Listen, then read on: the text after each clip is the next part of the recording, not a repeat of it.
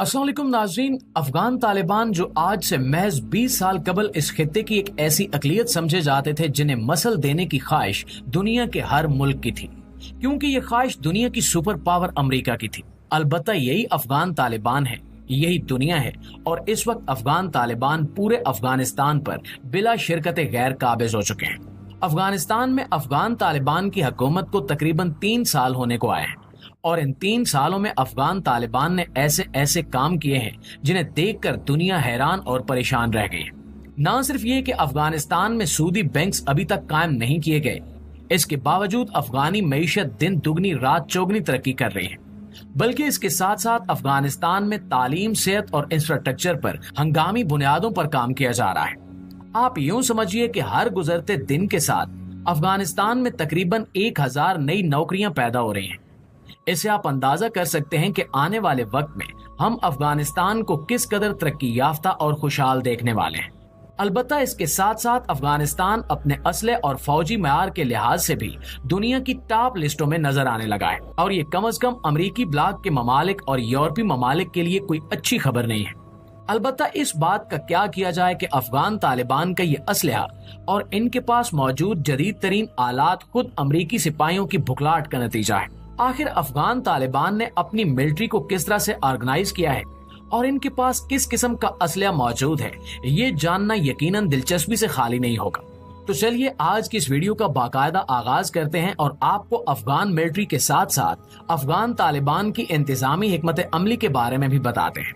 मुअज़्ज़िज़ दोस्तों, फरवरी 2021 में जब अफगान तालिबान पूरे अफगानिस्तान को अपने कब्जे में कर चुके थे और डोनाल्ड ट्रंप के दौर में दी गई हिदायत के मुताबिक यहाँ से अमरीकी अफवाज का इनखिला हो रहा था, तब किसी मंसूबे के तहत या फिर वाकई अफगान तालिबान ने फतूहात इतनी तेज रफ्तारी से की कि पूरी दुनिया ने अमरीकी फौज को यहाँ से सर पर पांव रखकर भागते देखा।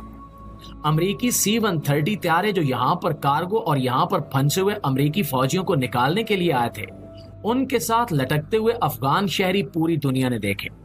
लेकिन ऐसे भी कई वाकयात पेश आए कि जब कोई एक अकेला अमरीकी फौजी कहीं फंस गया तो उसे लोगों ने गिरफ्तार कर लिया और तालिबान के हवाले कर दिया। यानी हकीकतन अमेरिका ने अफगानिस्तान को छोड़ने के लिए कोई खास हिकमत अमली नहीं अपनाई, वरना अफगानिस्तान से इनका इनखिला का प्रोग्राम कम से कम 2 से 2.5 साल पहले बन चुका था, और इस पूरे अरसे में पूरे अफगानिस्तान में फैले फौजी असासों को भी समेट कर बाहर मुंतकिल किया जा सकता था। लेकिन न जाने किस वजह से ऐसा नहीं किया गया।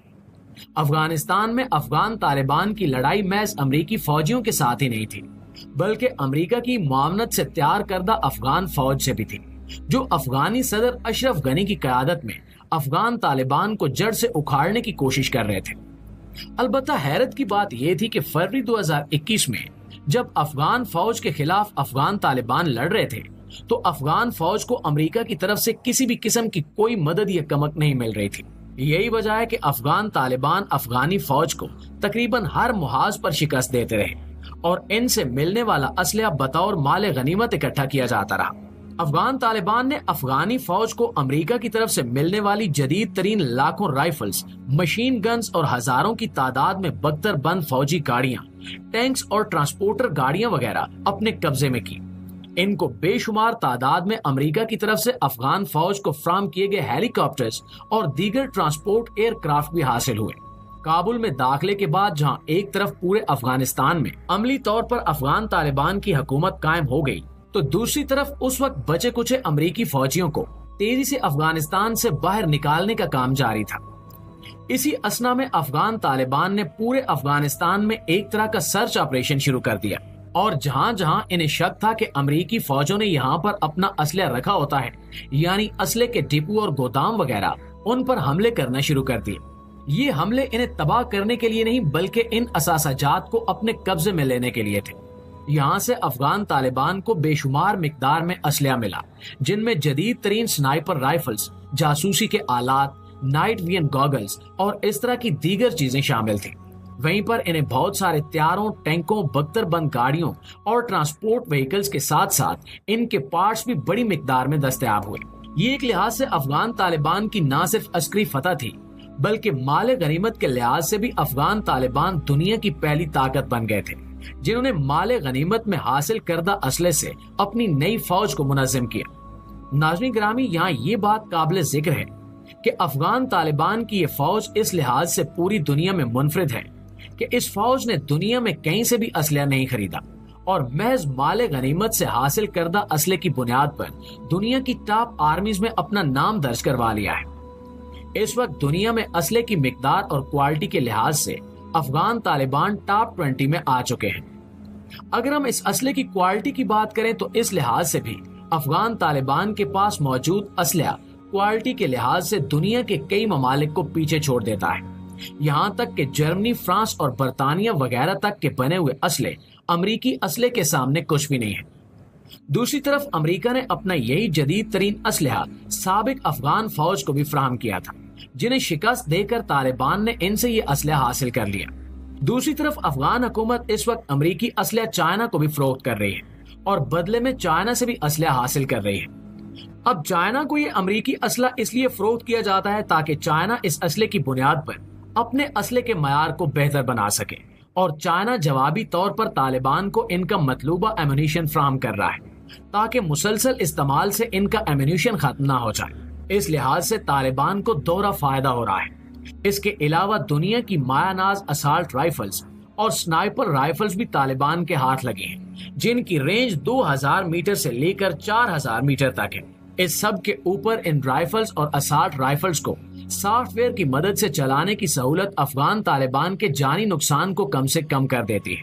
यही वजह है कि आए रोज पाकिस्तान और ईरान की सरहद पर अफगान तालिबान की जानिब से कशीदगी देखने को मिलती है, क्योंकि इस जदीद असले ने इनके हौसले बेहद बुलंद कर दिए हैं। ये वही तालिबान है जो बेहद रिवायती और पुराने असले की मदद से अपने वक्त की सुपर पावर को शिकस्त देने में कामयाब रहे। तो फिर जदीद असले हद से चढ़ने के बाद ये भला किसी के काबू में कैसे आ सकते हैं?